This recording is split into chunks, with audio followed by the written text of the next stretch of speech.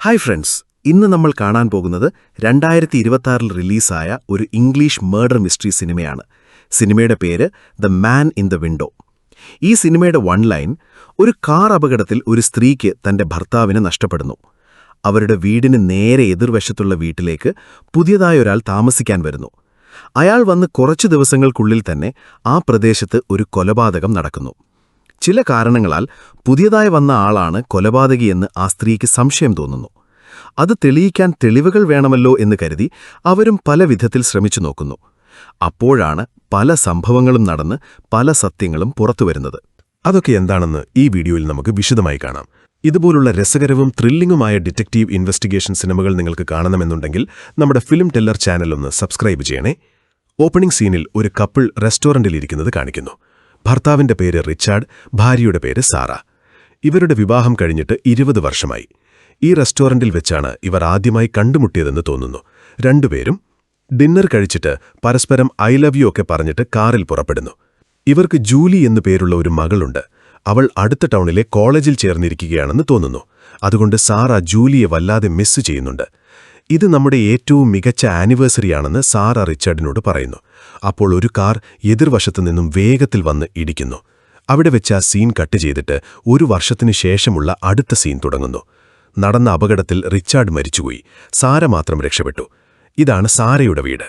സാര ഒരു ആർട്ടിസ്റ്റാണ്. ഒരു ഭർത്താവും ഭാര്യയും കെട്ടിപ്പിടിച്ചു നിൽക്കുന്ന പോലെയുള്ള ഒരു പെയിന്റിംഗ് അവർ വരച്ചുകൊണ്ടിരിക്കുകയാണ്. അപ്പോൾ ഒരു ഫ്രണ്ടിന്റെ കോൾ വരുന്നു. ഇവരുടെ പേര് ലൂണ എന്നാണ്. എളുപ്പത്തിനായി ഞാൻ ഇവരെ ഫ്രണ്ടെന്ന് തന്നെ പറയാം. ഈ വീക്കെൻഡിൽ സാറയുടെ മകൾ ജൂലി സമ്മർ ഹോളിഡേയ്സിനായി വീട്ടിലേക്ക് വരുന്ന കാര്യത്തെക്കുറിച്ച് സാറ ഫ്രണ്ടിനോട് പറയുന്നു. എനിക്കും ജൂലിയെ കാണാൻ ആകാംക്ഷയുണ്ട്, കഴിയുമെങ്കിൽ ഞാൻ വീട്ടിൽ വന്ന് കാണാമെന്ന് ഫ്രണ്ട് പറയുന്നു. പിറ്റേ ദിവസം ജൂലി വീട്ടിലേക്ക് വരുന്നു. സ്വന്തം മകളെ കണ്ടതിൽ സാറയ്ക്ക് വളരെ സന്തോഷമായി. വീടിനുള്ളിലേക്ക് കയറുന്നതിന് മുമ്പ് പുറത്തുള്ള മെയിൽ ബോക്സിൽ എന്തോ ഒരു നോട്ടീസ് വെച്ചിരിക്കുന്നത് ജൂലി കാണുന്നു. അവൾ അതെടുത്ത് പോക്കറ്റിൽ വെക്കുന്നു. ജൂലി വന്നത് അയൽപ്പക്കത്തെ വീട്ടിലെ സ്ത്രീയും കാണുന്നുണ്ട്. ഇവരുടെ പേര് സിൽവിയ എന്നാണ്. ഞാനിവരെ നെയ്ബർ, അതായത് അയൽക്കാരി എന്ന് തന്നെ പറയാം. വീടിന് പുറത്ത് അവർ ഒരുപാട് പൂച്ചെടികളൊക്കെ വെച്ചിട്ടുണ്ട്. ഇവരെപ്പോഴും അയൽപ്പക്കത്തുള്ളവരെ ശ്രദ്ധിച്ചുകൊണ്ട് നിർത്താതെ സംസാരിച്ചുകൊണ്ടിരിക്കുന്ന പ്രകൃതക്കാരിയാണെന്ന് തോന്നുന്നു. ജൂലി നെയ്ബറോട് ഹായ് പറഞ്ഞിട്ട് വീടിനുള്ളിലേക്ക് പോകുന്നു. ജൂലിക്ക് ഇഷ്ടപ്പെട്ട പാസ്ത സാറ തയ്യാറാക്കി വെച്ചിട്ടുണ്ട്. രണ്ടുപേരും ഒരുമിച്ചിരുന്ന് കഴിക്കുന്നു. ജൂലി മെയിൽ ബോക്സിൽ നിന്നും ഒരു നോട്ടീസ് എടുത്തില്ലേ, അത് അവൾ ഇപ്പോൾ സാറയെ കാണിക്കുന്നു. ഒരു റെസ്റ്റോറന്റിൽ സ്പീഡ് ഡേറ്റിംഗ് ഇവന്റ് നടക്കാൻ പോകുന്നതിനെക്കുറിച്ചാണ് അതിലെഴുതിയിരിക്കുന്നത്. അതായത് ഡേറ്റിംഗ് ചെയ്യാൻ ആഗ്രഹിക്കുന്നവർ അവിടെ വരും. ഓരോരുത്തരോടും സംസാരിച്ച് ഫിൽട്ടർ ചെയ്ത് ഡേറ്റ് ചെയ്യാൻ ഏറ്റവും അനുയോജ്യരായവരെ തിരഞ്ഞെടുക്കാം. തന്റെ അമ്മയ്ക്കൊരു കൂട്ട് വേണമെന്ന് ജൂലി ആഗ്രഹിക്കുന്നു. അതുകൊണ്ട് ഈ സ്പീഡ് ഡേറ്റിംഗിൽ സാറ പങ്കെടുക്കണമെന്ന് ജൂലി നിർബന്ധിക്കുന്നു. എന്നാൽ സാറയ്ക്ക് ഡേറ്റിംഗിലൊന്നും വലിയ താല്പര്യമില്ലായിരുന്നു. പിന്നെ നോക്കാമെന്ന് സാറ പറയുന്നു. ഭക്ഷണം കഴിഞ്ഞ് ജൂലി സോഫയിൽ കിടന്നുറങ്ങുമ്പോൾ സാറ ഇരുന്ന് TV കാണുകയാണ്. അപ്പോൾ ന്യൂസിൽ ഇടിച്ചു നിർത്താതെ പോയ ഒരപകടത്തെക്കുറിച്ച് പറയുന്നു. ആ അപകടത്തിൽ ഒരു ഭർത്താവും ഭാര്യയും മരിച്ചുപോയി. മരിച്ചവർക്ക് ഒരു മകളുള്ളതായി ന്യൂസിൽ പറയുന്നുണ്ട്. അത് കണ്ടതും സാറയ്ക്ക് വല്ലാത്തൊരു വിഷമം തോന്നുന്നു. കാരണം 1 വർഷം മുൻപത്തെ കാറപകടത്തിലാണല്ലോ അവർക്ക് സ്വന്തം ഭർത്താവിനെ നഷ്ടപ്പെട്ടത്. ഈ അപകടം പോലെ അന്ന് രണ്ടുപേരും മരിച്ചിരുന്നെങ്കിൽ നമ്മുടെ മകൾക്ക് ആരുമുണ്ടാകില്ലായിരുന്നല്ലോ എന്ന് സാറ ഓർത്തുപോകുന്നു. പിറ്റേ ദിവസം ജൂലി വീണ്ടും ഡേറ്റിംഗ് ഇവന്റിനെക്കുറിച്ച് സാറയോട് സംസാരിക്കുന്നു. ഇവൾ വിടുന്ന ലക്ഷണമില്ലല്ലോ എന്ന് കരുതി സാറ ഡേറ്റിംഗ് ഇവന്റിന് പോകാൻ സമ്മതിക്കുന്നു. ഇതിൽ ജൂലിക്ക് വളരെ സന്തോഷമായി. നിങ്ങൾക്ക് ഞാൻ സൂപ്പറായിട്ടൊരു ഡ്രസ്സ് റെഡിയാക്കി തരാമെന്ന് പറഞ്ഞിട്ട് ജൂലി പോകുന്നു. അപ്പോൾ എതിർവശത്തുള്ള വീടിന്റെ മുന്നിൽ ഒരു ട്രക്ക് വന്നു നിൽക്കുന്നു. അതിൽ നിന്നും സാധനങ്ങളൊക്കെ ഇറക്കി വെക്കുകയാണ്. ആ വീട്ടിലേക്ക് പുതിയതായി ആരോ താമസിക്കാൻ വരികയാണെന്ന് തോന്നുന്നു. സാറ അത് ശ്രദ്ധിക്കുന്നു. രാത്രി അമ്മയും മകളും വീട്ടിൽ നിന്നും പുറപ്പെടുന്നു. അപ്പോൾ നെയ്ബർ വീടിനു പുറത്തു നിൽപ്പുണ്ടായിരുന്നു. അവർക്ക് ബൈ പറഞ്ഞിട്ട് ഇവർ പോകുന്നു. ഡേറ്റിംഗ് ഇവന്റ് നടക്കുന്ന റെസ്റ്റോറന്റിൽ പോയി പേര് രജിസ്റ്റർ ചെയ്യുന്നു. സാറ മാത്രമല്ല, ജൂലിയും പേര് രജിസ്റ്റർ ചെയ്യുന്നുണ്ട്. സാറയുടെ ടേബിളിലേക്ക് ഓരോരുത്തരായി വന്ന് സംസാരിച്ചിട്ട് പോകുന്നു. എന്നാൽ ആർക്കും സാറയെ ഇംപ്രസ് ചെയ്യാൻ കഴിഞ്ഞില്ല. ഇവരൊന്നും സെറ്റാകില്ല എന്ന് സാറയ്ക്ക് തോന്നുന്നു. അപ്പോൾ അവസാനമായി ഒരു മധ്യവയസ്കനും അവിടേക്ക് വരുന്നു. ഇയാളുടെ പേര് ജാക്ക്.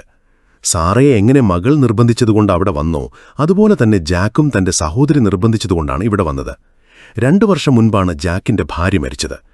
നിങ്ങൾ ഈ നാട്ടുകാരനാണോ അതോ പുറത്തുനിന്നുള്ള ആളാണോ എന്ന് സാറ് ചോദിക്കുമ്പോൾ താനിപ്പോൾ സിയാറ്റിൽ നിന്നും ഷാർപ്പ്വില്ലിലേക്ക് മാറിയതേയുള്ളൂ എന്ന് ജാക്ക് പറയുന്നു. ഞാനും ഷാർപ്പ്വില്ലിൽ നിന്നാണെന്ന് സാറ പറയുന്നു. ഇതിലെ ട്വിസ്റ്റ് എന്തെന്നാൽ സാറയുടെ വീടിന് എതിർവശത്ത് പുതിയതായി ഒരാൾ താമസിക്കാൻ വന്നില്ലേ? അത് വേറെ ആരുമല്ല, സാക്ഷാൽ ജാക്ക് തന്നെയാണ്. എന്തൊരു യാദൃശ്ചികതയാണെന്ന് ജാക്കും അത്ഭുതപ്പെടുന്നു. ആ എതിർവശത്തുള്ള വീട് ജാക്ക് വിലയ്ക്ക് വാങ്ങിയതാണെന്ന് തോന്നുന്നു. ആ വീടിന്റെ പഴയ ഉടമസ്ഥർ എനിക്ക് പരിചിതരാണ്. ആ വീടിന്റെ ഒരു സ്പെയർ താക്കോല് പോലും എന്റെ കൈവശമുണ്ടെന്ന് സാറ പറയുന്നു. സംസാരിക്കാനുള്ള സമയം കഴിഞ്ഞതും ബൈ പറഞ്ഞിട്ട് ജാക്ക് പോകുന്നു. റെസ്റ്റോറന്റിൽ നിന്നും പുറത്തിറങ്ങിയതും ജൂലിയോട് സാറ ജാക്കിനെക്കുറിച്ച് പറയുന്നു. എതിർവശത്തുള്ള വീട്ടിലാണോ ഒരാൾ താമസിക്കുന്നത്? എങ്കിലത് വളരെ സൗകര്യമായല്ലോ എന്ന് ജൂലി പറയുന്നു. രണ്ടുപേരും സംസാരിച്ചുകൊണ്ട് വീട്ടിലെത്തി നോക്കുമ്പോൾ അവിടെ സാറയുടെ ഫ്രണ്ട് നിൽപ്പുണ്ട്. സാറയെ അവരൊരുപാട് നേരം വിളിച്ചിട്ടുണ്ടാകണം. കോൾ അറ്റൻഡ് ചെയ്യാത്തതുകൊണ്ട് ഫ്രണ്ട് പേടിച്ച് വീട്ടിലേക്ക് വന്നതാണ്. ഡേറ്റിംഗ് ഇവന്റിന് പോയപ്പോൾ ഫോൺ സൈലന്റിലിടാൻ പറഞ്ഞതുകൊണ്ട് കോൾ വന്നത് സാറ ശ്രദ്ധിച്ചില്ല. ജൂലിയെ കണ്ടതിൽ ഫ്രണ്ടിന് വളരെ സന്തോഷമായി. ഡേറ്റിംഗിന് പോയ കാര്യങ്ങളൊക്കെ ജൂലി ഫ്രണ്ടുമായി പങ്കുവയ്ക്കുന്നു. ഇതേ സമയം ജാക്ക് തന്റെ വീട്ടിലുണ്ട്. അയാൾ തന്റെ വീടിന്റെ ജനലിലൂടെ സാറയുടെ വീടിന്റെ ജനലിലേക്ക് നോക്കുന്നു. വീടിനുള്ളിൽ സാറ സംസാരിക്കുന്നതുവരെ അയാൾക്ക് വ്യക്തമായി കാണാം. കുറച്ചു കഴിഞ്ഞപ്പോൾ ജൂലി ഉറങ്ങാൻ പോയി. സാറയും ഫ്രണ്ടും സംസാരിക്കുന്നു. TV ന്യൂസിൽ കണ്ട കാർ അപകടത്തെക്കുറിച്ച് സാറ പറയുമ്പോൾ, അതെ, ഞാനും അത് കണ്ടു, നിന്നോട് പറഞ്ഞാൽ നിനക്ക് വിഷമമാകുമെന്ന് കരുതിയാണ് ഞാൻ പറയാതിരുന്നത് എന്ന് ഫ്രണ്ട് പറയുന്നു. ഈ ഫ്രണ്ട് യഥാർത്ഥത്തിൽ സാറയുടെ ഭർത്താവ് റിച്ചാർഡിനൊപ്പം ജോലി ചെയ്തിരുന്ന ആളാണ്. അദ്ദേഹത്തിന്റെ അപകടത്തിന് ശേഷം സാറയ്ക്ക് ഒരു ആശ്വാസമായി അവർ കൂടെ നിൽക്കുകയും പിന്നീട് രണ്ടുപേരും സുഹൃത്തുക്കളാവുകയും ചെയ്തു. അന്ന് അപകടത്തിൽ എനിക്കും എന്തെങ്കിലും സംഭവിച്ചിരുന്നെങ്കിൽ എന്റെ മകൾ എന്തു ചെയ്യുമായിരുന്നു എന്നോർത്ത് സാര വിഷമിക്കുന്നു. നിങ്ങൾക്ക് ഞാനുണ്ടല്ലോ എന്ന് ഫ്രണ്ട് ആശ്വസിപ്പിക്കുന്നു. അന്ന് രാത്രി സാരയുടെ വീട്ടിൽ തന്നെയാണ് ഫ്രണ്ട് താമസിക്കുന്നത്. പിറ്റേ ദിവസം സാര വീട്ടിൽ നിന്നും പുറത്തിറങ്ങി മെയിൽ ബോക്സ് പരിശോധിക്കുന്നു. അപ്പോൾ പതിവ് പോലെ നെയ്ബർ പൂക്കളുടെ ഡിസൈനുള്ള ഒരു തൊപ്പിയും വെച്ച് ഗാർഡനിംഗ് ചെയ്യുകയാണ്. സാരയെ കണ്ടതും ഗുഡ് മോർണിംഗ് പറയുന്നു. സാരയും തിരിച്ച് ഗുഡ് മോർണിംഗ് പറഞ്ഞിട്ട് നിങ്ങളുടെ പൂച്ചെടികളൊക്കെ കാണാൻ വളരെ ഭംഗിയുണ്ടെന്ന് അഭിനന്ദിക്കുന്നു. നമ്മുടെ തെരുവിലേക്ക് പുതിയതായൊരാൾ വന്നിട്ടുണ്ടല്ലോ, നിങ്ങൾ കണ്ടോ എന്ന് നെയ്ബർ ചോദിക്കുന്നു. അതെ, ഇന്നലെ ഞാൻ കണ്ടു എന്ന് സാര പറയുന്നു. ഇന്നലെ നെയ്ബർ ജാക്കിനെ ദൂരെ നിന്നും കണ്ടിട്ടുണ്ടാകണം. അയാൾ വളരെ ഹാൻസം ആണെന്ന് അവർ പറയുന്നു. സാര മെയിൽ ബോക്സിൽ നിന്നും കത്തുകളൊക്കെ എടുത്തിട്ട് വീടിനുള്ളിലേക്ക് പോകുന്നു. അപ്പോൾ ഫ്രണ്ട് റിച്ചാർഡിന്റെ റൂമിലാണുള്ളത്. റിച്ചാർഡ് ഒരു മ്യൂസിഷ്യനായിരുന്നു. അദ്ദേഹത്തിനൊപ്പമാണ് ഫ്രണ്ട് ഒരുപാട് വർഷം ജോലി ചെയ്തിട്ടുള്ളത്. ഈ റൂമിൽ റിച്ചാർഡ് ഉപയോഗിച്ചിരുന്ന സംഗീത ഉപകരണങ്ങളും കാസറ്റുകളുമൊക്കെയുണ്ട്. ഇതൊരു ഓഫീസ് റൂമായിട്ടാണ് അദ്ദേഹം ഉപയോഗിച്ചിരുന്നതെന്ന് തോന്നുന്നു. റിച്ചാർഡ് ഉപയോഗിച്ച സാധനങ്ങളൊക്കെ ക്ലിയർ ചെയ്ത് മാറ്റാൻ പോകുകയാണെന്ന് സാര പറഞ്ഞതുകൊണ്ട് അവസാനമായി ഒരു തവണ കൂടി ഈ റൂം കാണാൻ വന്നതാണെന്ന് ഫ്രണ്ട് പറയുന്നു. റിച്ചാർഡിന്റെ സാധനങ്ങളൊക്കെ മാറ്റണമെന്ന് ജൂലിയാണ് ആഗ്രഹിക്കുന്നത്. കാരണം അത് കാണുമ്പോഴെപ്പോഴും റിച്ചാർഡിന്റെ ഓർമ്മകൾ വന്നുകൊണ്ടിരിക്കുമല്ലോ. ഫ്രണ്ടും റിച്ചാർഡിനെ വല്ലാതെ മിസ് ചെയ്യുന്നുണ്ടെന്ന് പറയുന്നു. അടുത്ത സീനിൽ സാരയ്ക്കൊരു ഇമെയിൽ വരുന്നു. സ്പീഡ് ഡേറ്റിംഗിൽ ജാക്കുമായി സാരയ്ക്ക് മാച്ചായിട്ടുണ്ടെന്ന് പറഞ്ഞ് ജാക്കിന്റെ ഫോട്ടോയും ഫോൺ നമ്പരും അയച്ചിട്ടുണ്ട്. അതുപോലെ ജൂലിക്കും 4 പേരുമായി മാച്ചായിട്ടുണ്ടെന്ന് ഇമെയിൽ വരുന്നുണ്ട്. അതിലൊരാളോട് ജൂലിക്ക് താൽപ്പര്യമുണ്ട്. അയാളുടെ പേര് നീൽ എന്നാണ്. സാരയ്ക്ക് ജാക്കിനെ മാച്ചായതിൽ ജൂലിക്ക് വളരെ സന്തോഷമുണ്ട്. ജാക്കിന്റെ നമ്പറിലേക്ക് വിളിച്ചു സംസാരിക്കാൻ സാരയ്ക്ക് ചെറിയ മടിയുണ്ട്. അപ്പോഴേക്കും ജാക്കിന്റെ കാൾ സാറയ്ക്ക് വരുന്നു. സാറയുമായി മാച്ചായ വിവരം പറഞ്ഞ് സാറയുടെ നമ്പർ ജാക്കിനും അയച്ചു കൊടുത്തിട്ടുണ്ടാകണം. ഇന്ന് രാത്രി എന്റെ വീട്ടിലേക്ക് ഡിന്നർ കഴിക്കാൻ വരാമോ എന്ന് ജാക്ക് ക്ഷണിക്കുന്നു. ശരി, വരാമെന്ന് സാറ പറയുന്നു. സ്വന്തം അമ്മയ്ക്കൊരു കൂട്ടുകിട്ടാൻ പോകുന്നതിൽ ജൂലി വളരെ എക്സൈറ്റഡാണ്. രാത്രി 8 മണിക്ക് സാറ ജാക്കിന്റെ വീട്ടിലേക്ക് പോകുന്നു. നെയ്ബർ ഇത് അവരുടെ വീട്ടിൽ നിന്നും ശ്രദ്ധിക്കുന്നുണ്ട്. ജാക്കും സാറയും വളരെ കാഷ്വലായി സംസാരിച്ചുകൊണ്ട് ഡിന്നർ കഴിക്കുന്നു. ജാക്കിന് കുട്ടികളൊന്നുമില്ല. ഇയാളും സഹോദരിയും തമ്മിൽ 15 വയസ്സിന്റെ പ്രായവ്യത്യാസമുണ്ട്. അതുകൊണ്ട് സ്വന്തം സഹോദരിയെ ഒരു മകളെപ്പോലെയാണ് താൻ കാണുന്നതെന്ന് ജാക്ക് പറയുന്നു. സഹോദരി നിർബന്ധിച്ചതുകൊണ്ട് മാത്രമാണ് ഇയാൾ ഈ വീട്ടിലേക്ക് മാറിയത് തന്നെ. ഒരിക്കൽ നിങ്ങളുടെ സഹോദരിയെ എനിക്ക് പരിചയപ്പെടുത്തി തരണം എന്ന് സാറ പറയുന്നു. സാറ ഇപ്പോഴും റിച്ചാർഡിനെ മിസ് ചെയ്യുന്നതുപോലെ ജാക്കും തന്റെ ഭാര്യയെ മിസ് ചെയ്യുന്നുണ്ട്. നിങ്ങളുടെ ഭാര്യ എങ്ങനെയാണ് മരിച്ചതെന്ന് സാറ ചോദിക്കുമ്പോൾ ജാക്ക് അസ്വസ്ഥനാകുന്നു. അതിനെക്കുറിച്ച് സംസാരിക്കാൻ ജാക്കിന് താൽപ്പര്യമില്ലായിരുന്നു. വീട്ടിൽ നിറയെ കാർഡ്ബോർഡ് പെട്ടികൾ ഇരിപ്പുണ്ട്. ജാക്ക് ഇപ്പോഴും ചില സാധനങ്ങളൊന്നും അൺപാക്ക് ചെയ്തിട്ടില്ലെന്ന് തോന്നുന്നു. ഒരു പെട്ടിയിൽ സർവേലൻസ് എക്യുപ്മെന്റ് എന്നെഴുതിയിരിക്കുന്നത് സാറ കാണുന്നു. പുതിയ സ്ഥലത്തേക്ക് വരുമ്പോൾ നല്ല സുരക്ഷയോടുകൂടിയാണല്ലോ വന്നിരിക്കുന്നത് എന്ന് സാറ പറയുന്നു. ഈ കാലത്ത് എത്ര സേഫ്റ്റി ഉണ്ടായാലും പോരാ എന്ന് ജാക്ക് പറയുന്നു. ഞാൻ ബാത്റൂം ഒന്ന് ഉപയോഗിച്ചോട്ടെ എന്ന് സാറ ചോദിക്കുമ്പോൾ ഹാളിനപ്പുറത്താണെന്ന് ജാക്ക് വഴി പറഞ്ഞു കൊടുക്കുന്നു. സാറ നടന്നുപോയി ഒരു വാതിൽ തുറക്കുന്നു. അവിടെ ഒരു കാർ കിടപ്പുണ്ടായിരുന്നു. അറിയാതെ ഗാരേജിലാണോ എന്ന് കരുതി സാറ വാതിലടച്ചിട്ട് പോകുന്നു. അവിടെ കിടക്കുന്ന കാർ നമുക്ക് ക്ലോസപ്പിൽ കാണിക്കുന്നു. അതൊരു റെഡ് കളർ കാറാണ്. അതിന്റെ ഹെഡ്ലൈറ്റ് തകർന്നിട്ടുള്ളതായി ദൃക്സാക്ഷികൾ കണ്ടിട്ടുണ്ട്. എന്താണ് കാര്യമെന്നറിയില്ല. സാറ ബാത്റൂം ഉപയോഗിച്ചിട്ട് ജാക്കിനോട് ബൈ പറഞ്ഞിട്ട് പോകുന്നു. സാറ വീട്ടിൽ വന്നുറങ്ങുമ്പോൾ ജൂലി ടിവി കാണുകയാണ്. അന്ന് നടന്ന കാർ അപകടത്തെക്കുറിച്ച് ന്യൂസിൽ പറയുന്നുണ്ട്. ഇടിച്ചിട്ട് പോയത് ഒരു റെഡ് കളർ സെഡാൻ കാറാണെന്ന് വ്യക്തമായിട്ടുണ്ട്. അതിന്റെ ഹെഡ്ലൈറ്റ് തകർന്നിട്ടുള്ളതായി ദൃക്സാക്ഷികൾ കണ്ടിട്ടുണ്ട്. അതുകൊണ്ട് പോലീസ് ഈ ചുറ്റുപാടിലുള്ള എല്ലാ മെക്കാനിക് ഷോപ്പുകളിലും അന്വേഷിക്കുന്നുണ്ടത്രേ. ന്യൂസിൽ പറയുന്ന അടയാളങ്ങൾ വെച്ചു നോക്കുമ്പോൾ ജാക്കിന്റെ ഗാരേജിൽ കിടക്കുന്ന കാർ തന്നെയാണ് അപകടമുണ്ടാക്കിയതെന്ന് തോന്നുന്നു. ജാക്ക് നല്ലവനാണോ അല്ലയോ എന്നിപ്പോൾ നമുക്കൊരു സംശയം തോന്നുന്നു. പിറ്റേ ദിവസം രാവിലെ നെയ്ബർ കയ്യിലൊരു പൂച്ചെണ്ടുമായി ജാക്കിന്റെ വീട്ടിലേക്ക് പോകുന്നു. സാറയുടെ തൊട്ടടുത്ത വീട്ടിലാണ് ഞാൻ താമസിക്കുന്നതെന്ന് പറഞ്ഞ് അവർ സ്വയം പരിചയപ്പെടുത്തുന്നു. ഹായ് മാത്രം പറഞ്ഞിട്ട് പോകുമെന്ന് കരുതിയാൽ ഒരു ചായ കിട്ടുമോ എന്ന് ചോദിച്ച് അവർ സ്വയം വീടിനുള്ളിലേക്ക് കയറി വരികയാണ്. അവിടെ നിന്നും കട്ട് ചെയ്ത് രാത്രി സാറയുടെ വീട് കാണിക്കുന്നു. ജൂലിക്ക് നീൽ എന്നു പേരുള്ള ഒരു പയ്യനുമായി മാച്ചായില്ലേ, അവനെ കാണാൻ പോവുകയാണെന്ന് ജൂലി പറയുന്നു. ശരി, സൂക്ഷിച്ചു പോയിട്ട് വാ എന്ന് പറഞ്ഞ് സാറ അവളെ പറഞ്ഞയക്കുന്നു. ഇതേ സമയം നെയ്ബറുടെ വീട്ടിലേക്ക് മുഖം മൂടി ധരിച്ച ഒരാൾ കടന്നുവരുന്നു. ആരാണത് നമ്പരെന്ന് നെയ്ബർ അലേർട്ടായി 911ലേക്ക് വിളിക്കാൻ ശ്രമിക്കുമ്പോൾ ആ പരിചിതൻ നെയ്ബറുടെ കഴുത്ത് ഞെരിച്ച് കൊലപ്പെടുത്തുകയും അവരുടെ തൊപ്പിയുമെടുത്ത് അവിടെ നിന്നും പോവുകയും ചെയ്യുന്നു. 911ലേക്ക് കാൾ പോകുന്നുണ്ട്. എന്നാൽ നെയ്ബർ സംസാരിക്കുന്നതിന് മുൻപ് തന്നെ കൊലപാതകം നടന്നുകഴിഞ്ഞു. കുറച്ചു സമയത്തിനുള്ളിൽ തന്നെ പോലീസ് വന്ന് നെയ്ബർ മരിച്ചു കിടക്കുന്നത് കാണുന്നു. ജൂലി ഇതുവരെ വീട്ടിൽ വരാത്തതുകൊണ്ട് സാര ടെൻഷനിലാണ്. അപ്പോൾ നെയ്ബറുടെ വീടിനടുത്ത് പോലീസുകാർ നിൽക്കുന്നത് കണ്ട് സാര പുറത്തേക്ക് വരുന്നു. ജാക്കും പുറത്തുവന്ന് പോലീസിനോട് കാര്യങ്ങൾ ചോദിച്ചറിയുന്നു. നെയ്ബറുടെ വീട്ടിലേക്ക് ആരോ അതിക്രമിച്ചു കയറി കൊലപാതകം നടത്തിയ വിവരം ജാക്ക് സാരയെ അറിയിക്കുന്നു. അത് കേട്ട് സാര വല്ലാതെ ഞെട്ടുന്നു. ജൂലി വേറെ ആരോടോ മീറ്റ് ചെയ്യാൻ പോയതാണല്ലോ, അവൾ സുരക്ഷിതയാണോ എന്നറിയില്ലല്ലോ എന്ന് സാര പരിഭ്രാന്തിയോടെ പറയുന്നു. അതുകൊണ്ട് ജാക്ക് സാരയെ വീടിനുള്ളിലേക്ക് കൂട്ടിക്കൊണ്ടുകൂടി ഇരുത്തുന്നു. കുറച്ചു സമയത്തിനുള്ളിൽ തന്നെ ജൂലി വീട്ടിലേക്ക് വരുന്നു. നെയ്ബർ കൊല്ലപ്പെട്ട വിവരം അവളും അറിയുന്നു. ശരി, നിങ്ങൾ രണ്ടുപേരും സൂക്ഷിച്ചിരിക്കുക എന്ന് പറഞ്ഞിട്ട് ജാക്ക് പോകുന്നു. ജാക്കിന്റെ വീടിനു ചുറ്റും ധാരാളം സർവേലൻസ് ക്യാമറകൾ ഉള്ളതുകൊണ്ട് ആ ഫൂട്ടേജ് കാണാൻ കഴിയുമോ എന്ന് ഡിറ്റക്റ്റീവ് ജാക്കിനോട് ചോദിക്കുന്നു. അതിനെന്താ, വന്ന് നോക്കാമെന്ന് പറഞ്ഞ് ജാക്ക് ഡിറ്റക്റ്റീവിനെ തന്റെ വീട്ടിലേക്ക് കൂട്ടിക്കൊണ്ടുപോകുന്നു. നിങ്ങൾ ഒറ്റയ്ക്കാണോ താമസിക്കുന്നത് എന്ന് ഡിറ്റക്റ്റീവ് ചോദിക്കുന്നു. എന്റെ ഭാര്യ മരിച്ചുപോയി, സഹോദരി രാവിലെ വന്നിട്ട് പോയി എന്ന് ജാക്ക് പറയുന്നു. സർവേലൻസ് ക്യാമറ ഫൂട്ടേജുകൾ മോണിറ്റർ ചെയ്യാൻ വേണ്ടി തന്നെ വീട്ടിലൊരു സിസ്റ്റമുണ്ട്. അതിലെ അവസാനത്തെ സീനുകൾ കാണിക്കാൻ ഡിറ്റക്റ്റീവ് പറയുമ്പോൾ ജാക്ക് ആ ഫൂട്ടേജ് പ്ലേ ചെയ്യുന്നു. 10:48 ശേഷം പെട്ടെന്ന് 11:48ലേക്ക് ഫൂട്ടേജ് ജമ്പാകുന്നു.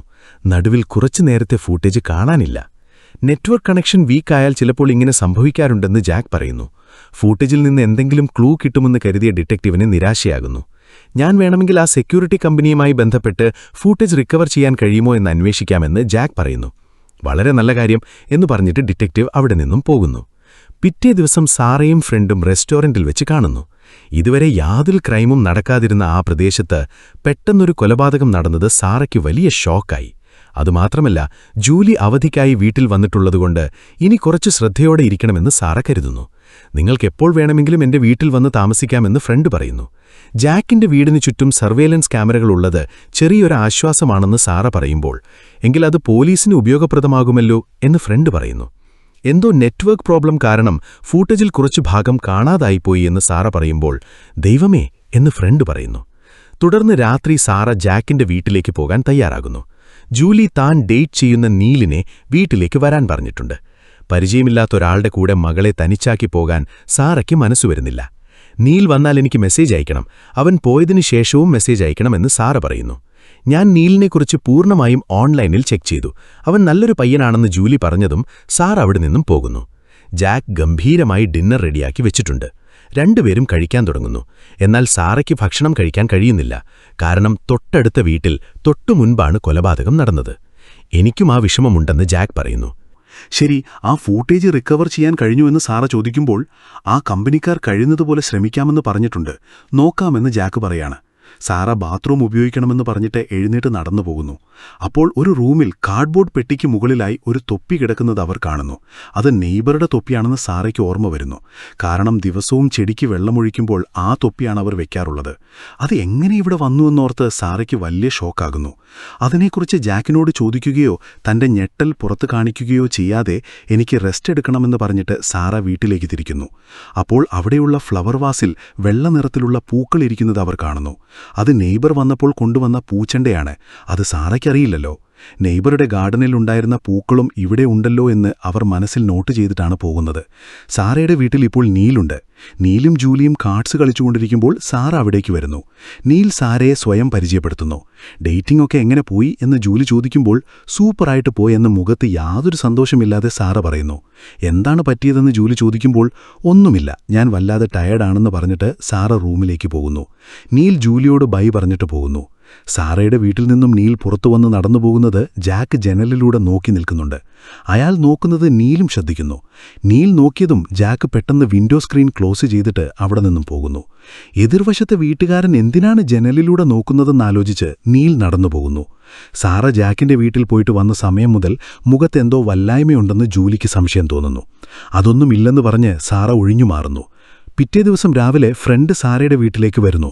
സാറ വരാൻ പറഞ്ഞിട്ടാകണം അവർ വന്നത്. രാത്രി ജാക്കിന്റെ വീട്ടിൽ നെയ്ബറുടെ തൊപ്പിയിരുന്നതിനെക്കുറിച്ച് സാറ ഫ്രണ്ടിനോട് പറയുന്നു. നെയ്ബറെ കൊലപ്പെടുത്തിയത് ജാക്കായിരിക്കുമെന്ന് സാറയ്ക്ക് സംശയം തോന്നുന്നു. നെയ്ബറുടെ തൊപ്പി പോലെയുള്ള ഒന്ന് ജാക്കിന്റെ കയ്യിലും ഉണ്ടായിരിക്കാമല്ലോ എന്ന് ഫ്രണ്ട് പറയുന്നു. എന്നാൽ അത് തീർച്ചയായും നെയ്ബറുടെ തൊപ്പി തന്നെയാണെന്ന് സാറ തറപ്പിച്ചു പറയുന്നു. ക്യാമറ ഫൂട്ടേജ് മിസ്സായതും സാറയുടെ സംശയത്തെ വർദ്ധിപ്പിക്കുന്നു. എന്തോ പ്രശ്നമുണ്ടെന്നും ഇത് പോലീസിനെ അറിയിക്കണമെന്നും ഫ്രണ്ട് പറയുന്നു. അപ്പോഴാണ് സാറയ്ക്കൊരു കാര്യം ഓർമ്മ വരുന്നത്. ജൂലി നീലിനെക്കുറിച്ച് ഓൺലൈനിൽ ചെക്ക് ചെയ്തതായി പറഞ്ഞിരുന്നല്ലോ. അതുപോലെ ജാക്കിനെക്കുറിച്ച് അറിയാനായി സാറ ഓൺലൈനിൽ തിരയുന്നു. ഞെട്ടിക്കുന്നൊരു വിവരം അപ്പോഴാണ് അവർക്ക് ലഭിക്കുന്നത്. ജാക്കിന്റെ ഭാര്യയും ഹോം ഇൻവേഷൻ വഴിയാണ് കൊല്ലപ്പെട്ടത്. അതായത് നെയ്ബർക്ക് സംഭവിച്ചതുപോലെ തന്നെ ആരോ വീട്ടിൽ അതിക്രമിച്ച് കയറി ആക്രമിച്ചതുകൊണ്ടാണ് ജാക്കിന്റെ ഭാര്യ മരിച്ചത്. ആ സമയത്ത് ജാക്ക് വീട്ടിലുണ്ടായിരുന്നില്ല എന്ന് തോന്നുന്നു. ഭാര്യ എങ്ങനെയാണ് മരിച്ചതെന്ന് അന്ന് സാറ ചോദിച്ചപ്പോൾ ജാക്ക് ഒന്നും പറഞ്ഞിരുന്നില്ല. ഇതെല്ലാം കൂട്ടി വായിക്കുമ്പോൾ ജാക്കിന് മേലുള്ള സംശയം കൂടുതലാകുന്നു. ഇത് ജൂലിയോട് പറഞ്ഞാൽ അവൾ വല്ലാതെ പേടിക്കുമെന്ന് കരുതി സാറ അതൊന്നും അവളോട് പറയുന്നില്ല. ധൃതി പിടിച്ചൊന്നും ചെയ്യാതെ പോലീസിന്റെ അടുത്ത് പോകുന്നതാണ് നല്ലതെന്ന് ഫ്രണ്ട് ഉപദേശിക്കുന്നു. തുടർന്ന് രാത്രി സാറ ആരും അറിയാതെ സൈഡ് എൻട്രൻസ് വഴി ജാക്കിന്റെ വീട്ടിലേക്ക് കയറുന്നു. സാറയുടെ കയ്യിൽ ആ വീടിന്റെ പഴയ ഉടമസ്ഥർ നൽകിയ സ്പെയർ താക്കോലുണ്ടല്ലോ. ജാക്കിന്റെ വീട്ടിൽ നെയ്ബറുടെ തൊപ്പിയുണ്ടെന്ന് പോലീസിനോട് പറയണമെങ്കിൽ തെളിവ് വേണമല്ലോ. അതുകൊണ്ട് ആ തൊപ്പിയുടെ ഫോട്ടോ എടുക്കാമെന്ന് കരുതി ആ റൂമിൽ പോയി നോക്കുന്നു. എന്നാൽ അവിടെ ആ തൊപ്പി ഉണ്ടായിരുന്നില്ല. സർവെയിലൻസ് ഫുട്ടേജുകൾ മോണിറ്റർ ചെയ്യുന്ന സിസ്റ്റത്തിനടുത്ത് പോയി അവർ നോക്കുന്നു. അവിടെ ഒരു പേപ്പറിൽ സെക്യൂരിറ്റി കമ്പനിയുടെ ഡീറ്റെയിൽസ് ഉണ്ടായിരുന്നു. സാര അത് തന്റെ ഫോണിൽ ഫോട്ടോ എടുക്കുന്നു. അപ്പോൾ വീട്ടിൽ ആരാണെന്ന് ചോദിച്ചുകൊണ്ട് ജാക്ക് മുകളിൽ നിന്നും ഒച്ച വയ്ക്കുന്നു. കള്ളൻ കയറിയെന്ന് കരുതി ജാക്ക് പോലീസിനെ വിവരം അറിയിച്ചിരുന്നു. സാര പരിഭ്രാന്തിയോടെ പുറത്തേക്ക് ഓടാൻ നോക്കുമ്പോഴേക്കും പോലീസ് അവിടേക്ക് വരുന്നു. സാറയെ വീടിന് പുറത്തു നിർത്തി ഡിറ്റക്റ്റീവ് ചോദ്യം ചെയ്യുന്നു. കൂടെ ജാക്കും ജൂലിയുമുണ്ട്. സാരയുടെ കയ്യിൽ നിന്നും ആ സ്പെയർ താക്കോൽ ജാക്ക് തിരികെ വാങ്ങുന്നു. എന്തിനാണിങ്ങനെ ചെയ്തതെന്ന് എല്ലാവരും ചോദിക്കുമ്പോൾ സാറ സത്യം പറയുന്നു. നെയ്ബറിന്റെ തൊപ്പി ജാക്കിന്റെ വീട്ടിലുണ്ടായിരുന്നതിനെക്കുറിച്ചും അതിപ്പോൾ കാണാനില്ലെന്നതിനെക്കുറിച്ചും സാറ പറയുമ്പോൾ ഒന്നും മനസ്സിലാകാത്തതുപോലെ ജാക്ക് ഭാവിക്കുന്നു. നെയ്ബറിന്റെ ഗാർഡനിലുണ്ടായിരുന്ന പൂക്കളും നിങ്ങളുടെ വീട്ടിലാണുള്ളതെന്ന് സാറ പറയുമ്പോൾ അത് അവർ വന്ന് തന്നതാണെന്ന് ജാക്ക് പറയുന്നു. എന്തോ തെറ്റിദ്ധാരണയുടെ പുറത്താണ് സാറ ഇങ്ങനെ ചെയ്തതെന്ന് ഡിറ്റക്റ്റീവിന് തോന്നുന്നു. ജൂലി സാറയെ വീടിനുള്ളിലേക്ക് കൂട്ടിക്കൊണ്ടുപോകുന്നു. സാറ പറയുന്നത് സത്യമാണോ അതോ ആവശ്യമില്ലാതെ സങ്കൽപ്പിക്കുകയാണോ എന്ന് ജൂലിക്ക് പോലും മനസ്സിലാകുന്നില്ല. ജാക്കിന്റെ ഭാര്യ കൊല്ലപ്പെട്ട അതേ രീതിയിൽ തന്നെയാണ് നെയ്ബറിന്റെ കൊലപാതകവും നടന്നതെന്ന് തന്റെ സംശയം സാറ ഡിറ്റക്റ്റീവിനെ അറിയിക്കുന്നു. പോലീസ് എല്ലാം അന്വേഷിച്ചുകൊണ്ടിരിക്കുന്നു എന്ന് തോന്നുന്നു. ജാക്കിന്റെ ഭാര്യയ്ക്ക് നേരെ ആക്രമണമുണ്ടായപ്പോൾ ബിസിനസ് ആവശ്യത്തിനായി ജാക്ക് വേറൊരു സ്ഥലത്തായിരുന്നു. അദ്ദേഹത്തിന്റെ അലിബി പോലീസ് വെരിഫൈ ചെയ്തിട്ടുണ്ടത്രേ. അതുകൊണ്ട് സാറയുടെ സംശയം തെറ്റാണെന്ന് ഡിറ്റക്റ്റീവ് അവരെ മനസ്സിലാക്കിക്കുന്നു. ഇപ്പോൾ നടന്ന സംഭവത്തിൽ സാറയുടെ പേരിൽ കേസൊന്നും കൊടുക്കണ്ട എന്ന് ജാക്ക് പറഞ്ഞതുകൊണ്ട് ഡിറ്റക്റ്റീവ് സാറയ്ക്കൊരു വാർണിംഗ് മാത്രം കൊടുത്തിട്ട് പോകുന്നു. പിറ്റേ ദിവസം സാറ ആരുമറിയാതെ ജാക്കിന്റെ കാറിനടിയിൽ ഒരു ട്രാക്കിംഗ് ഡിവൈസ് ഫിക്സ് ചെയ്യുന്നു. അതിനുശേഷം റെസ്റ്റോറന്റിൽ പോയി ഫ്രണ്ടിനെ കണ്ട് രാത്രി നടന്ന സംഭവത്തെക്കുറിച്ച് പറയുന്നു. ഇങ്ങനെ ധൃതി പിടിച്ചൊന്നും ചെയ്യാതെ പോലീസിന്റെ അടുത്തു പോകാനല്ലേ ഞാൻ പറഞ്ഞതെന്ന് ഫ്രണ്ട് പറയുന്നു. സാറ ജാക്കിനെ സംശയിക്കുന്നതിൽ ന്യായമുണ്ടെന്ന് ഫ്രണ്ടിന് മനസ്സിലാകുന്നു. ജാക്കിന്റെ ലൊക്കേഷൻ ട്രാക്ക് ചെയ്യാൻ കാറിനടിയിൽ GPS ഡിവൈസ് വെച്ച കാര്യം സാറ പറയുമ്പോൾ ഫ്രണ്ട് ഞെട്ടുന്നു. ഇതൊക്കെ വളരെ അപകടം പിടിച്ച കാര്യങ്ങളാണെന്നും പോലീസെല്ലാം നോക്കിക്കോളുമെന്നും ഫ്രണ്ട് ഉപദേശിക്കുന്നു. എന്നാൽ സാറ അതൊന്നും കേൾക്കുന്ന മട്ടില്ല. GPS കാണിക്കുന്ന ലൊക്കേഷനിലേക്ക് സാറ പോകുന്നു. അതൊരു ഗ്രോസറി സ്റ്റോറാണ്. ഇപ്പോൾ ജാക്ക് അവിടെയാണുള്ളത്. സാറ തന്നെ ശ്രദ്ധിക്കുന്നത് ജാക്ക് അറിയുന്നില്ല. ജാക്ക് ആസിഡ് ബോട്ടിലുകൾ വാങ്ങുകയാണ്. എന്തിനാണെന്ന് സാറയ്ക്കറിയില്ല. ജാക്ക് കടയിൽ നിന്നും പോയതും സാറയും കാറിലേക്ക് പോകുന്നു. അപ്പോൾ തന്റെ കാറിന്റെ വിൻഡ്ഷീൽഡിൽ ആ ട്രാക്കിംഗ് ഡിവൈസ് ഇരിക്കുന്നത് കണ്ട് ജാക്കിന്റെ കാറിൽ വെച്ചത് എങ്ങനെ ഇവിടെ വന്നു എന്ന് ചിന്തിച്ചു നിൽക്കുമ്പോഴേക്കും ജാക്ക് അവിടേക്ക് വരുന്നു. തന്റെ കാറിൽ ഡിവൈസ് വെച്ചിരുന്ന കാര്യം ജാക്ക് കണ്ടുപിടിച്ചിരുന്നു. സാറയായിരിക്കും അത് വെച്ചതെന്ന് മനസ്സിലാക്കി അവർ തന്നെ പിന്തുടരുമെന്ന് ജാക്ക് കരുതിയിരുന്നു. നിങ്ങൾ ചെയ്യുന്നത് ശല്യപ്പെടുത്തലാണെന്നും തന്നെ പിന്തുടരുന്നത് നിർത്തണമെന്നും കർശനമായി പറഞ്ഞിട്ട് ജാക്ക് പോകുന്നു. പിന്നീട് രാത്രി ജൂലി നീലിനെ കാണാനായി പുറത്തേക്ക് പോകുന്നു. ഇതാണ് അവസരമെന്ന് കരുതി ഒരു ലിസണിംഗ് ഡിവൈസ് അഥവാ ഒളിഞ്ഞു കേൾക്കാനുള്ള ഉപകരണം എടുത്തുകൊണ്ട് സാറ പുറത്തു നിർത്തിയിട്ടിരിക്കുന്ന കാറിൽ പോയിരിക്കുന്നു.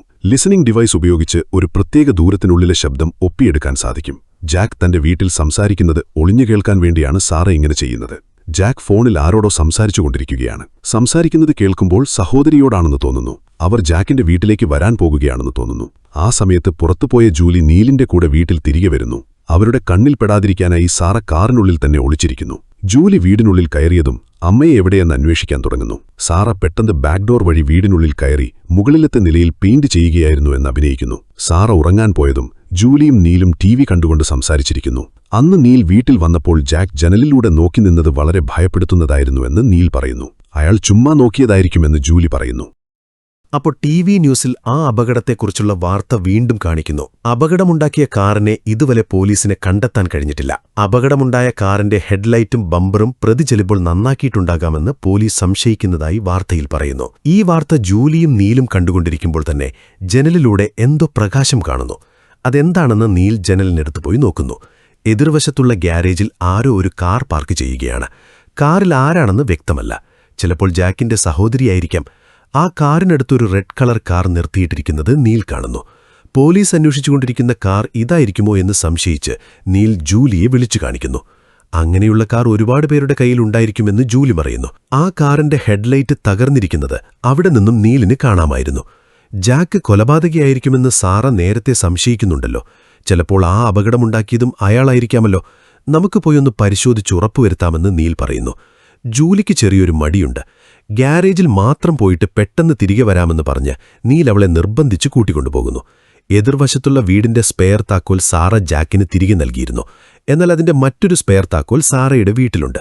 അതുപയോഗിച്ച് ജാക്കിന്റെ ഗ്യാരേജിലേക്കുള്ള വാതിൽ തുറന്ന് ജൂലിയും നീലും അകത്തേക്ക് കയറുന്നു. ആ റെഡ് കളർ കാറിന്റെ ഹെഡ്ലൈറ്റ് തകർന്നിരിക്കുന്നതും അതിൽ രക്തക്കറയുള്ളതും കണ്ട് ജൂലി ഞെട്ടുന്നു. ഗ്യാരേജിനടുത്തുള്ള റൂമിൽ ആസിഡ് ബോട്ടിലുകൾ ഇരിക്കുന്നത് കണ്ട് നീൽ ജൂലിയെ വിളിച്ചു കാണിക്കുന്നു.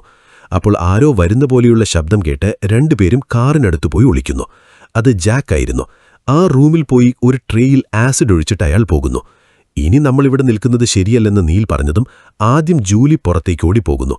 തുടർന്ന് നീൽ ഓടാൻ ശ്രമിക്കുമ്പോഴേക്കും ആരോ പിന്നിൽ നിന്നും അവനെ അടിച്ച് താഴെ വീഴ്ത്തുന്നു. ജൂലി വീട്ടിലെത്തിയിട്ട് നമ്മളെത്തിയല്ലോ, നീലിനെ ഇതുവരെ കാണാനില്ലല്ലോ എന്ന് പരിഭ്രാന്തിപ്പെടുന്നു. നീ എവിടെ പോയി എന്ന് ചോദിച്ച് നീലിന് മെസ്സേജ് അയക്കുന്നു. 2 മിനിറ്റിന് ശേഷം നീലിന്റെ ഫോണിൽ നിന്നും മറുപടി വരുന്നു. ഞാൻ ആ വഴിക്ക് ഓടിപ്പോയി, ഒരു പ്രശ്നവുമില്ല എന്ന്. ഈ മെസ്സേജ് അയച്ചത് നീലല്ലെന്ന് നമുക്കറിയാം, എന്നാൽ ജൂലിക്കതറിയില്ലല്ലോ.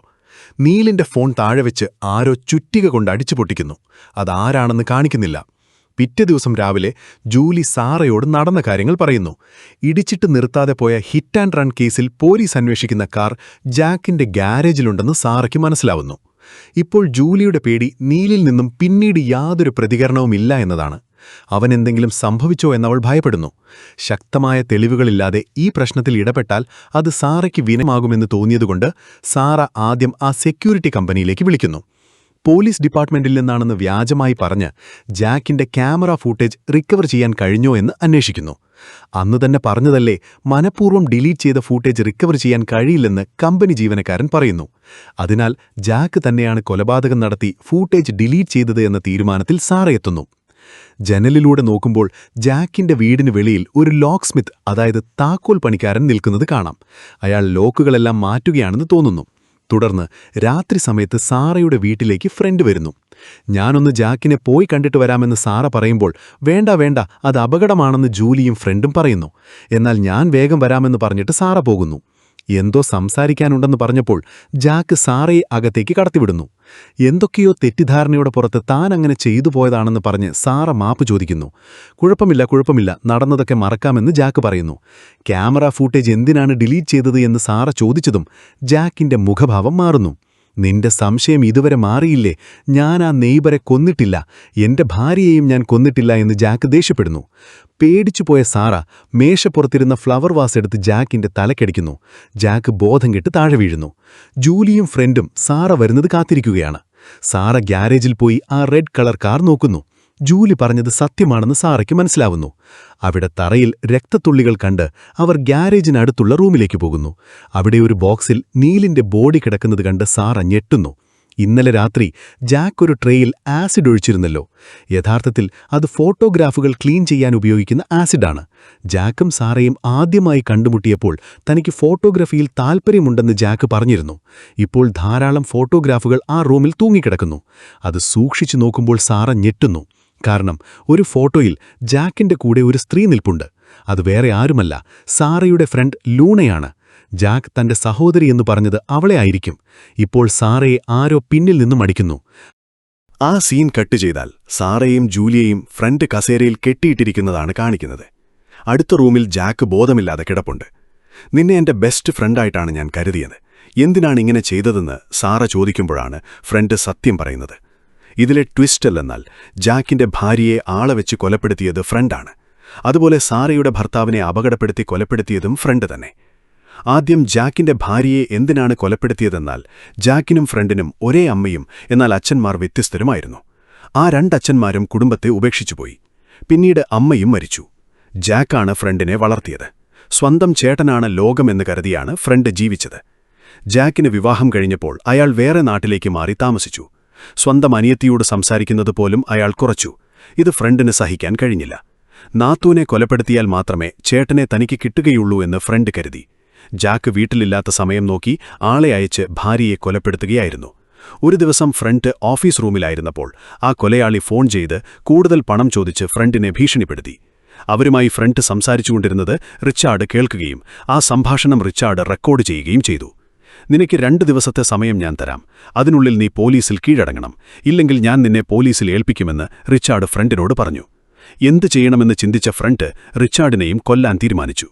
ഓപ്പണിംഗ് സീനിൽ റിച്ചാർഡും സാറയും കാറിൽ പോകുമ്പോൾ എതിർവശത്തുനിന്നും കാറ് വന്ന് ഇടിച്ചില്ലേ, അത് ഓടിച്ചു വന്നത് ഫ്രണ്ടായിരുന്നു. ആ അപകടത്തിൽ സാറ രക്ഷപ്പെടുമെന്ന് ഫ്രണ്ട് പ്രതീക്ഷിച്ചിരുന്നില്ല. റിച്ചാർഡ് സൂക്ഷിച്ച ആ റെക്കോർഡിംഗ് എടുക്കണമല്ലോ, അതിനായി സാറയുമായി ഫ്രണ്ട് സൗഹൃദം സ്ഥാപിച്ചു. റിച്ചാർഡിന്റെ സാധനങ്ങളുള്ള റൂമിലേക്ക് ഞാൻ പോകാറില്ല എന്ന് സാറ പറഞ്ഞതുകൊണ്ട് ഫ്രണ്ടിന് സമാധാനമായി. എന്നാൽ ഈ സമ്മർ ഹോളിഡേയ്സിൽ ജൂലിക്കൊപ്പം ചേർന്ന് ആ റൂം ക്ലീൻ ചെയ്യാൻ പോകുകയാണെന്ന് സാറ പറഞ്ഞപ്പോൾ ഫ്രണ്ട് ഞെട്ടിപ്പോയി. അപ്പോഴാണ് ജാക്കും ആ നാട്ടിലേക്ക് മാറാൻ തീരുമാനിച്ചത്. സാറയുടെ എതിർവശത്തുള്ള വീട്ടിലേക്ക് ജാക്കിനെ കൊണ്ടുവന്നതും ഫ്രണ്ട് തന്നെയായിരുന്നു. ഡേറ്റിംഗ് ചെയ്യാൻ പറഞ്ഞ് ജാക്കിനെ നിർബന്ധിക്കുകയും ചെയ്തു. സ്പീഡ് ഡേറ്റിംഗ് ഇവന്റിനെക്കുറിച്ചുള്ള നോട്ടീസ് സാറയുടെ മെയിൽ ബോക്സിൽ വെച്ചതും ഫ്രണ്ട് തന്നെയാണ്. അവർ പ്രതീക്ഷിച്ചതുപോലെ തന്നെ ജാക്കും സാറയും കണക്റ്റായി. സാറയും ജൂലിയും ഡേറ്റിംഗ് ഇവന്റിന് പോയിട്ട് തിരികെ വന്നപ്പോൾ വീട്ടിൽ ഫ്രണ്ട് ഉണ്ടായിരുന്നല്ലോ. റിച്ചാർഡിന്റെ ഓഫീസ് സാധനങ്ങളുള്ള റൂമിൽ ആ റെക്കോർഡിംഗ് തെരഞ്ഞാൻ വേണ്ടിയാണ് ഫ്രണ്ട് വന്നത്. എന്നാൽ ആ റെക്കോർഡിംഗ് ലാപ്ടോപ്പിലാണോ പെൻഡ്രൈവിലാണോ അതോ ഹാർഡ് ഡിസ്കിലാണോ ഉള്ളതെന്ന് ഫ്രണ്ടിനറിയുമായിരുന്നില്ല. എവരെ തെരഞ്ഞിട്ടും അത് കിട്ടിയതുമില്ല. ഒരു കാർ അപകടത്തെക്കുറിച്ച് ന്യൂസിൽ തുടർച്ചയായി പറയുന്നുണ്ടായിരുന്നല്ലോ. ആ അപകടമുണ്ടാക്കിയതും ഫ്രണ്ടാണ്. ആ ന്യൂസ് കാണുമ്പോൾ സാറയ്ക്ക് റിച്ചാർഡിന്റെ ഓർമ്മകൾ വരുമെന്ന് ഫ്രണ്ട് കരുതി. കാരണം റിച്ചാർഡ് മരിച്ചപ്പോൾ സാറ മാനസികമായി തകർന്നിരുന്നത് ഫ്രണ്ടിനറിയുമായിരുന്നു. അപകടമുണ്ടാക്കിയ കാറ് ജാക്കിന്റെ ഗ്യാരേജിലാണ് പാർക്ക് ചെയ്തത്. മറ്റാരോ ഇടിച്ചതാണെന്ന് ജാക്കിനോട് നുണ പറയുകയും ചെയ്തു. അന്ന് നെയ്ബർ ജാക്കിന്റെ വീട്ടിലേക്ക് വന്ന് പൂച്ചണ്ട് കൊടുത്തിട്ട് ചായ കുടിക്കാൻ അകത്തേക്ക് കയറിയല്ലോ. അപ്പോൾ ഫ്രണ്ട് ഉള്ളിലുണ്ടായിരുന്നു. അവർ തന്നെയാണ് ജാക്കിന്റെ സഹോദരിയെന്ന് നെയ്ബറിന് മനസ്സിലായി. ആ കാര്യം സാറയോട് പറയരുതല്ലോ എന്ന് കരുതിയാണ് ഫ്രണ്ട് നെയ്ബറെ കൊലപ്പെടുത്തിയത്. ആ തൊപ്പി കൊണ്ടുവന്ന് ജാക്കിന്റെ വീട്ടിൽ വെച്ചതും അത് സാറ കാണാൻ വേണ്ടിയാണ്. സാറ കണ്ടതിനു ശേഷം ആ തൊപ്പി ഒളിച്ചുവെക്കുകയും ചെയ്തു. ജാക്ക് സർവൈലൻസ് ക്യാമറകൾ സെറ്റപ്പ് ചെയ്തപ്പോൾ ഫ്രണ്ടും വീട്ടിലുണ്ടായിരുന്നു. ഫൂട്ടേജ് ആക്സസ് ചെയ്യാനുള്ള ആപ്പ് തന്റെ ഫോണിലും ഇൻസ്റ്റാൾ ചെയ്തിരുന്നു. അതുകൊണ്ടാണ് ഫൂട്ടേജ് വളരെ എളുപ്പത്തിൽ ഡിലീറ്റ് ചെയ്യാനും കഴിഞ്ഞത്. ഫ്രണ്ട് പ്രതീക്ഷിച്ചതുപോലെ തന്നെ സാറയുടെ സംശയം ജാക്കിന്മേലാലി.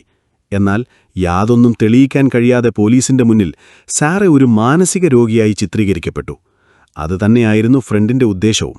ഇപ്പോൾ ഫ്രണ്ടിന്റെ പ്ലാൻ എന്തെന്നാൽ വീടിന് തീവച്ച് സാറയെയും ജൂലിയെയും കൊലപ്പെടുത്താനാണ് അവർ പോകുന്നത്. ബോധമില്ലാതെ കിടക്കുന്ന ജാക്കിന് ഇതൊന്നും അറിയാനും പോകുന്നില്ല. അവസാനമായി സാറ വന്ന് അടിച്ച കാര്യം മാത്രമേ അയാൾക്ക് ഓർമ്മയുണ്ടാകൂ.